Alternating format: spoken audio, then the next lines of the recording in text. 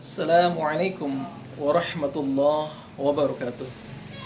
Innal hamdalillah wassalatu wassalamu ala Rasulillah la haula wala quwwata illa billah ma ba'd. Ihwafillah rahimakumullah. Ketika kita berbicara tentang harta, di dalam Al-Qur'an Allah SWT sebut kata harta tersebut dengan kata mal, bentuk mufrad atau tunggal yang jamaknya adalah amwal. Dan kata mal ini di dalam Al-Quran tidak kurang disebutkan oleh Allah SWT kurang lebih 79 kali. Dan ternyata selain mal atau kata harta yaitu mal ini, Allah Subhanahu wa taala juga menyebut dengan kata al-khair. Sebagaimana dalam Quran surat Al-Adiyat ayat 8, wa innahu lihubbil khairi lasyadid. Dan sesungguhnya dia sangat bahil karena cinta terhadap harta. Maka harta itu sendiri ternyata di dalam Al-Quranul Karim yang Allah jelaskan kepada kita merupakan bentuk ujian dari Allah SWT. Hal ini senada dengan Quran surat Al-Anfal ayat 28. Allah berfirman, wa'lamu annama amwalukum wa auladukum fitnah. Ketahuilah sesungguhnya hartamu dan anakmu itu adalah ujian.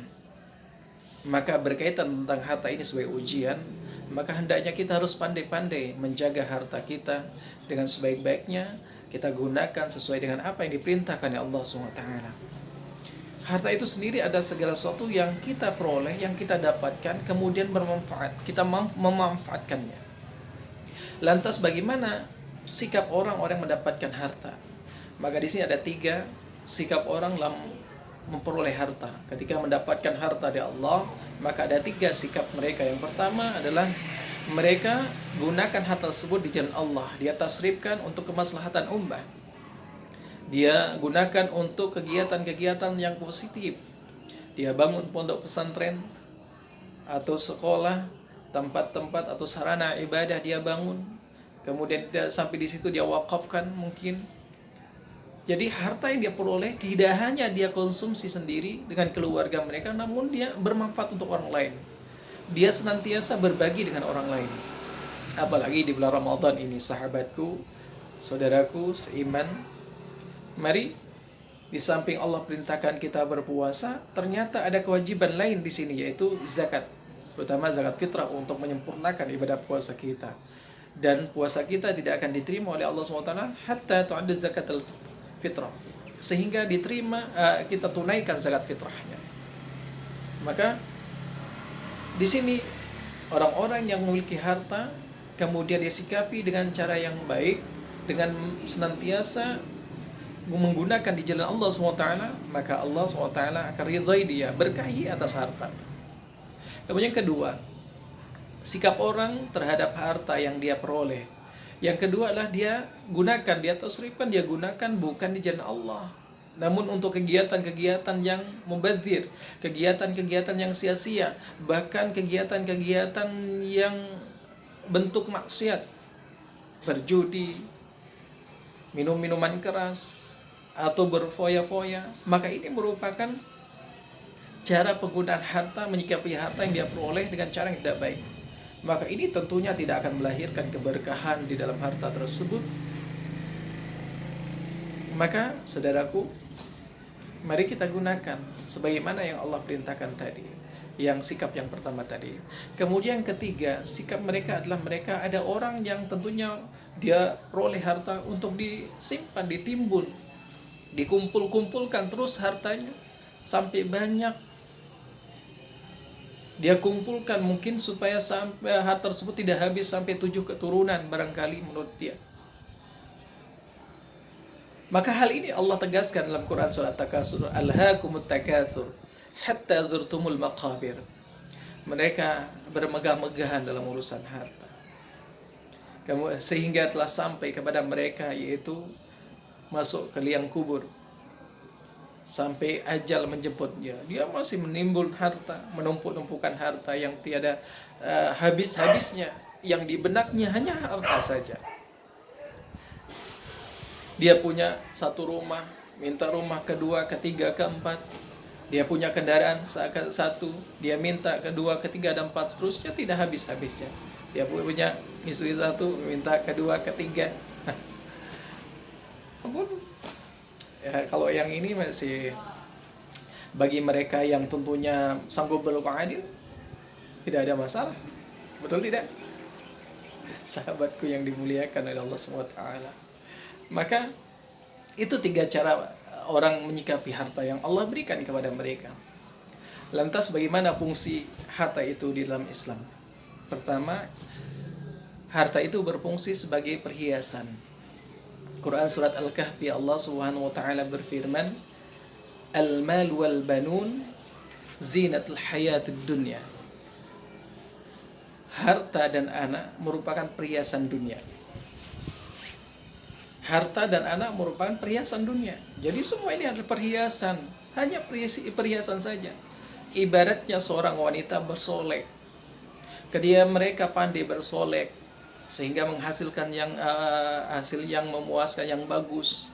Tapi ada mereka yang bersolek namun justru amburadul. Hasilnya tidak bagus. Maka tergantung bagaimana skill kita, keahlian kita di dalam menggunakan harta ini, bukan hanya tentunya hanya semacam sebaik bentuk perhiasan saja, tetapi benar-benar kita gunakan sebaik-baiknya sebagaimana yang Allah anjurkan, Allah perintahkan kepada kita. Kemudian yang kedua adalah sebagai fitnah. Seperti ayat yang di pertama saya sampaikan tadi, bahwa sesungguhnya hartamu dan anakmu adalah ujian untuk kalian. Maka dengan ujian tersebut tentunya Allah akan angkat derajat kita kalau kita pandai menjaganya atau menjaga amanah tersebut. Kemudian yang ketiga adalah fungsinya adalah apa? Untuk memenuhi kebutuhan sandang, pangan, papan, dan seterusnya. Ya, kebutuhan kita sebagai manusia. Tapi jangan kita terjebak dengan syahwat, keinginan yang melampaui batas, yang berlebih-lebihan. Dan apabila kita telah mendapatkan harta tersebut, maka sikap kita yang paling bagus adalah apa? Kita bersahaja, qanaah terhadap pemberian Allah SWT, merasa puas terhadap pemberian Allah SWT. Sedikit atau banyak harta tersebut bergantung bagaimana kita bersyukur dan kita qanaah, sikapi dengan sifat qanaah. Al-qana'atu kanzul la yafna. Qanaah itu merupakan simpanan perbendaharaan yang tidak akan pernah habis-habis. Maka sikapi dengan cara bersahaja. Al-qasdu bainal faqri wal ghina, bahkan berada sedang-sedang antara kaya dan miskin, atau kata lain cukup. Jadi kita pergi ke dealer mau beli mobil, kebetulan uangnya cukup. Ketika kita mau pergi ke suatu tempat, ada ngelihat rumah yang bagus, kemudian ada saat itu mau dijual, kemudian saat itu kita punya uang, pas uangnya cukup, akhirnya kebeli juga. Maka al-qanaah, selalu merasa puas terhadap pemberian Allah Subhanahu wa taala. Dan ingat sahabatku, jangan sekali-kali ketika Allah berikan kepada kita harta, kita jangan terlalu pelit, medit, kikil, bahil. Kenapa? Karena Allah tidak suka terhadap mereka orang-orang yang bahil, yang pelit. Karena itu akan menyebabkan kehancuran pada diri kita. Maka Allah ingatkan dalam Quran surat Al-Isra, Allah ingatkan kepada kita, وَلَا تَجْعَلْ يَدَكَ مَغْلُولَةً إِلَى أُنُقِكَ وَلَا تَبْسُطْهَا كُلَّ الْبَسْطِ فَتَقْعُدَ مَلُومًا مَحْسُورًا. Jangan kau jadikan tangan kalian di tengkuk kalian, kau letakkan tangan kalian di leher kalian. Atau jangan pula kalian menghampalkan, melepaskan. Atau artinya apa?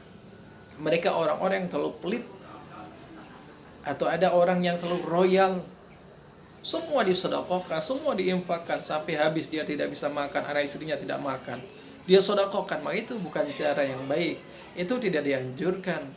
Sikapi apa? Kita bersahaja, bersedekah sesuai dengan kemampuan kita. Jangan kita memaksakan diri. Jadi Allah tidak menghendaki kita ini bersedekah dengan melampaui batas. Innallaha la yuhibbul musrifin. Allah nggak suka terhadap orang-orang yang melampaui batas, berlebih-lebihan. Bersedekah, rumahnya disedekahkan, mobilnya disedekahkan, semua disedekahkan sampai dia akhirnya tidak punya tempat tinggal. Itu salah. Atau jangan pula terlalu pelit. Saking pelitnya tangganya itu tidak boleh mencium aroma masakan dia. Anggaplah seperti itu. Maka sahabatku yang dimuliakan Allah, mari ketika Allah SWT berikan kepada kita harta saat ini, maka mari kita jaga amanah tersebut, karena itu merupakan ujian dari Allah SWT. Samping itu, ketika kita mampu menjaga harta tersebut, insya Allah keberkahan Allah berikan kepada kita. Wassalamualaikum warahmatullahi wabarakatuh.